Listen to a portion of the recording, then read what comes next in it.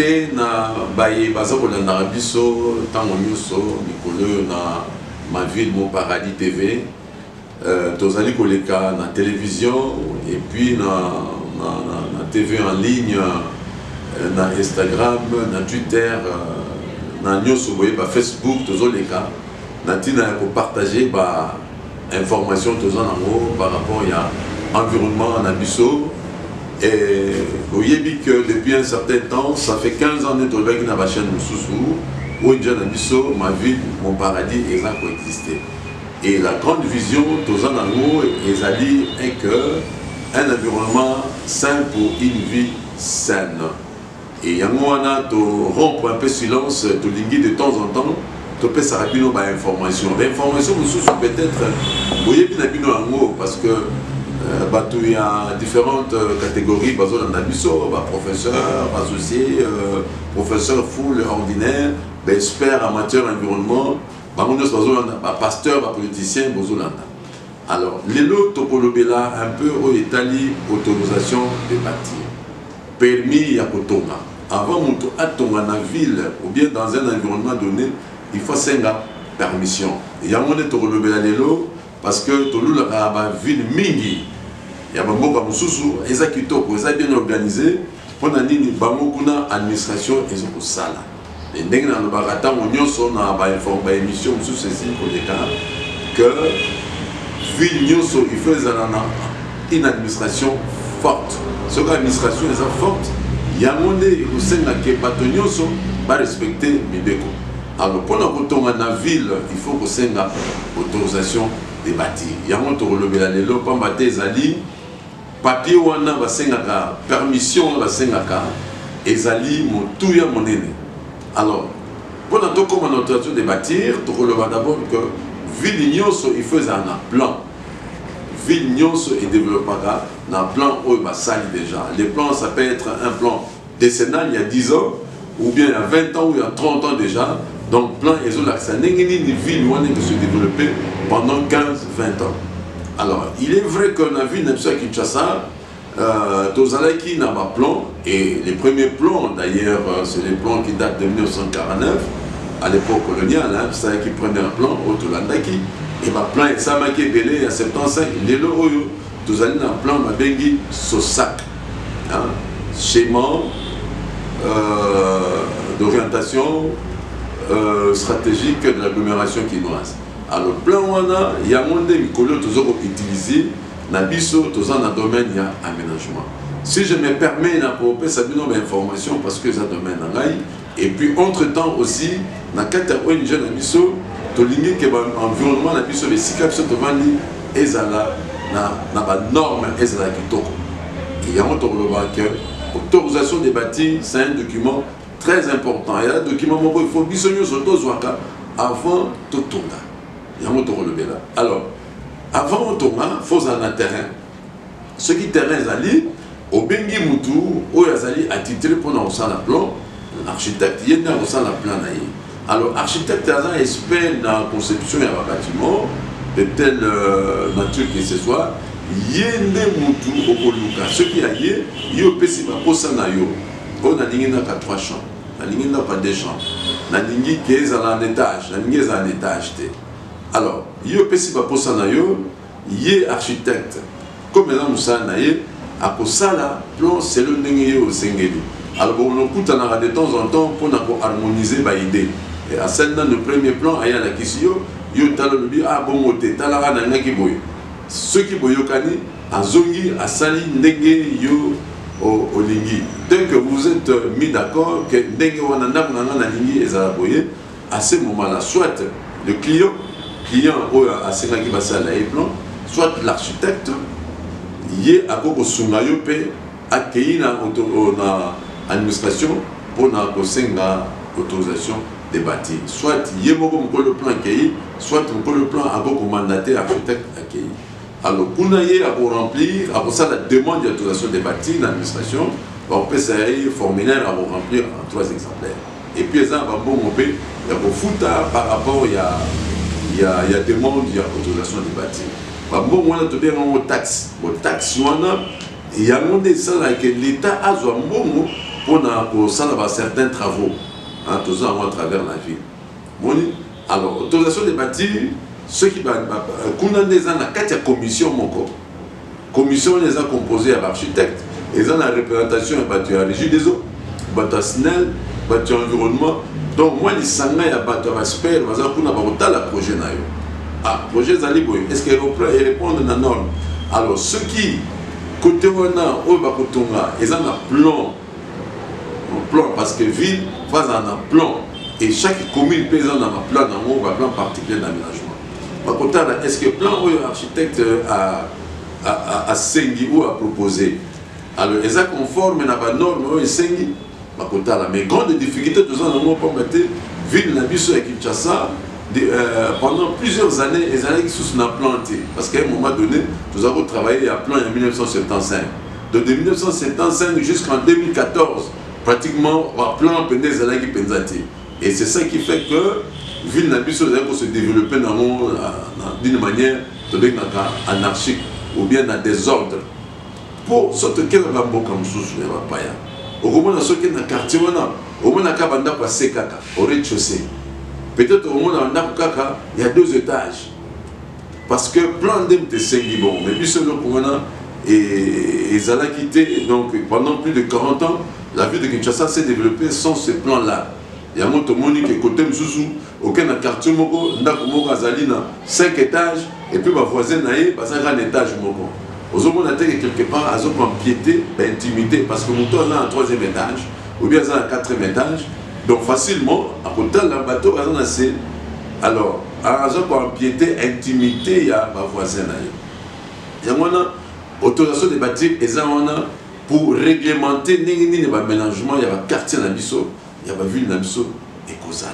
Alors, ce que la commission a statué, à mon dit que plan et ça, en bonne et due forme, il y a une autorisation de bâtir. Tant que il faut travailler au Samsana. Alors, tant qu'il y a aussi autorisation de bâtir, il faut brandir un mot. Dans le chantier, vous avez une pancarte, vous commis. Toujours ça, ici sera érigé, construction, il y a immeuble de Somolo, et puis au commis, vous avez un numéro d'autorisation de bâtir, de façon que les policiers urbanisme, on va dire que non, exactement, place Somolo, va faire le bâtiment.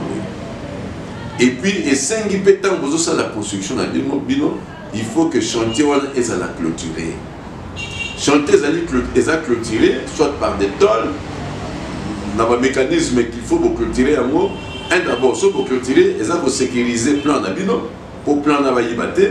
De 2, ils ont sécurisé les matériaux de construction au bazar boutique. Et également, on doit prévoir une toilette pour le travailleur. Donc, moi, la norme, on est allé qu'il faut respecter. Mais nous avons constaté avec regret que nous ne connaissons pas Nabiso et ça va m'accompagner.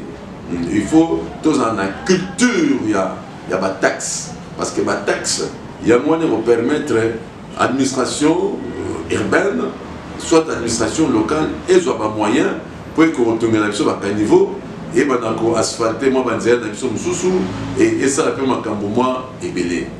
Alors, au niveau de l'autorisation des bâtiments, on a dit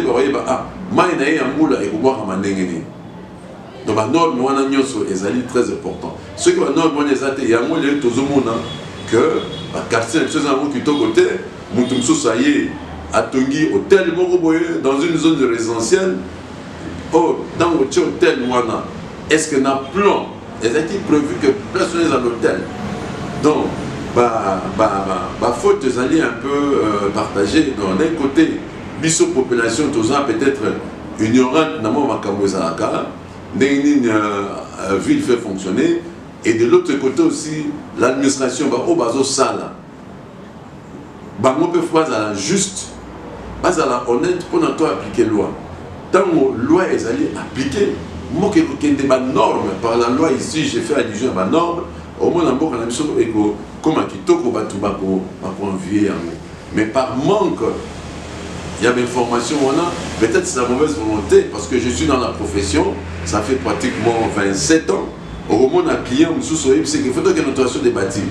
À l'ingayema, Moutoni dans sa place, la relation, toujours pour détourner, contourner, normes, eux, ça bien été. eza bien te. Donc autorisation de bâtir les océans, autorisation par autant la paix, qualité en matériaux utilisés, impact environnemental par rapport à Naba au Tonga. Au niveau de Tonga, supermarché, mon quelque part. Mais hors balabala, on nous a qu'à 3 mètres. Moi, ils ont été, pour que cette autorisation de bâtir, il faut, na balabala, au Tonga, par exemple, le supermarché, et permettre, donc il faut minimum 7 mètres, de façon que voiture, dans le sens, ou dans le sens contraire. Même dans l'église, tout le monde, je ne sais pas, je suis toujours dans l'autorisation, peut-être d'une manière générale, on a débordé mon quai. Même au bas de ça, l'autorisation des bâtiments pour l'implantation des églises. Et bien, normes les alliés. Parce que les églises, tout ça qui va enquête, l'église, et ça, tout dans la toilette. Donc, ceux qui connaissent l'église, les alliés, au moment de la bandimie, ils vont déranger même les voisins pour faire les grands ou les petits besoins.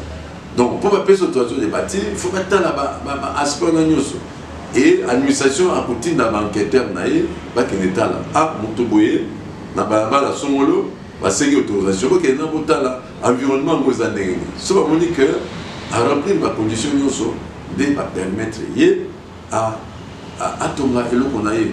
Et ça m'a vu qu'on a échappé du saumon mini. Et moi, tous les ans, on a un quartier dans le biseau, qui est au côté, et dans le quartier dans le biseau, où qui est au côté de notre lobby, quoi. Donc très sale et très moche, et aspect qui est au côté. Et biseau, architecte d'un côté, nous avons une part de responsabilité. Tant que ça, il y a un plan, il y a un client dans le biseau.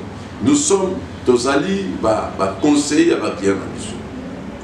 Biso tozana on a pour orienter ba monter et donc c'est faisable mais tant la ndenge to kosala tant la norme ndenge lobi mais ça la norme pas si je ne sais pas ça la norme pas si ba clôture au continue na balabala moko boye et ça quand ba clôture exagérée ba hauteur clôture il y a parcelle ils ont ça la 2 mètres de hauteur donc qui to kwanda kozomona monter et c'est pas intéressant pour un client oye au luki architecte au foutier bongo, et on fait admirer, il faut pas te l'amour. Et qu'est-ce qui fait la beauté d'une rue? Un temps on a continué à balabala, et là on est ça là qui toque à balabala. Bandako qui toque nos autres, attendez qu'on a qui toque. Attendez qu'on a puis clôture il y a 2 mètres. Parce que tant on a dans la balabala, on a tout juste caca, c'est pas intéressant. Et dans Boutou il faut comprendre. Tant qu'on continue à balabala, il n'y a que des clôtures exagérées. Et ça, le rôle est tunnel. Or, ceux qui moutoumont de l'autre sens, ils continuent à balabala, ils ont comme ma place sur Vanaka, peut-être vers 1h, 2h du matin, vous avez quelque part, on a fait tout ça là. On me dit que moutoumont pas de l'autre côté. Tu as peur. Mais or, la loi dit que la clôture, dans la façade principale, la façade où est le balabala, ça ne peut pas dépasser 1,20 m. Est-ce que vous voyez bien? 1,20 m. Donc, nous tout le temps avant de la parcelle, avant de la bousson de la ponaille, à ce moment-là, les voisins, les cas, ils se changer aussi dans les voisins, ça peut m'emboter. Alors, on a Boutou. Si vous voyez l'état, si vous voyez de l'autre côté, vous avez moins de sécurité parce que il y a la laquité. Donc, ceux qui n'ont pas de gang, à travers le Nanda Kunaye, à côté tirer le rideau à Mondingaï. Donc c'est une façon de se sécuriser aussi. Mais quand on a une clôture exagérée, je ne sais pas comment il y aura de l'autorisation des bâtiments, quand on a une clôture exagérée, on a une hauteur de 2,50 m, c'est aussi quelque part un danger public. En dehors de ventilation, d'aération, parce que nous pouvons péper les caca. Mais tant qu'on tient clôture, il y a moulaï, ceux qui vont ayer et péter la clôture, alors a changé sens. Donc, moi je pense que le Salaka, qui est la diversité en architecture, il y a un moment où il y a poto, même un pays, il y a Afrique, au côté de la au moment de la clôture, les Akaka, l'onaka banzete, akata mo qui toko boy. Mais qui toko nous sanda et c'est ça qui fait la beauté de la rue. Dans l'autorisation des bâtiments, ils ont des documents très importants et pour garantir pour que nous avons des normes, tout est des normes. Tout ça, il faut sceptique et balabala. C'est-à-dire que Naku, Ezui, pratiquement le banc mobile et il faut se dire que tu as na balabala mais tout ce fond dans mboka nini et ça la gamme mawa parce que totangi pour exercer ma profession dans le milieu où tu vendis mais quelque part là vas utiliser du sauté mauvaise foi à l'administration mauvaise foi peut-être que comme bazar payer bien au foot avant malam alors bah mon non yo ya kaka na plan na yo na ko peut seulement document mo boye et ko permettre yo ko kinde ko sala mais faut foot avant na yo na banque au foot mo na banque aux na bordereau na yo et zo permettre que non a mbongo na ngai et continue na banque ne continue na banque wana parce que biso to comme kaka so na foot taxe na barolia so barolia balia na bango mais yo zo na preuve et ko permettre de non mais moi je vis pas bien moi j'ai payé ma taxe.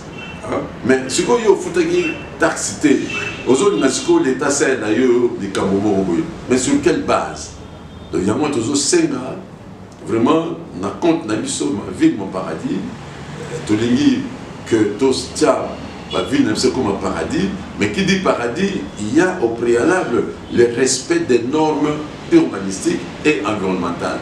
Donc, tout le monde a quand même changé parce que dès que nous avons la vidéo, que tout développement commence par le changement de mentalité. Tout ce qu'on a une culture wana, il y a un foot à pas qu'on a biso.